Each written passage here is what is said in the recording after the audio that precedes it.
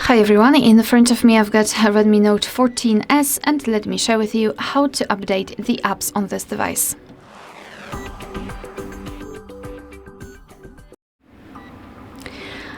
So before we'll start, I've got two things to discuss. So first one is the internet connection.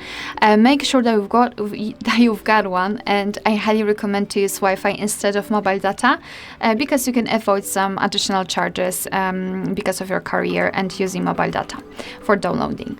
And the second thing is that you will be able to follow all of my steps if you've got your Google account added to the device.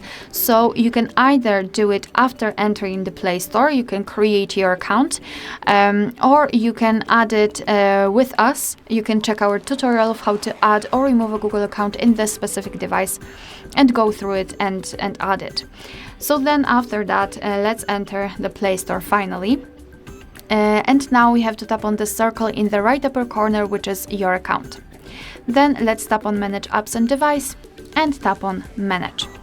So here we have to tap on Updates Available, and this is the list of all of the apps which are currently installed and can be updated. So we've got updates pending. If you want to, you can mark all of those apps and update all of them. If not, you can choose only specific options. So I will pick, for example, Google Chrome, maybe Drive.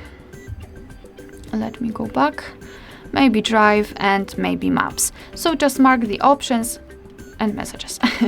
Mark the options and then tap on this update icon in the right upper corner. And now your device will download the updates, and after that they will be successfully installed and automatically updated. Alright, so that will be all. Thank you so much for watching. Please hit the subscribe button and leave the thumbs up.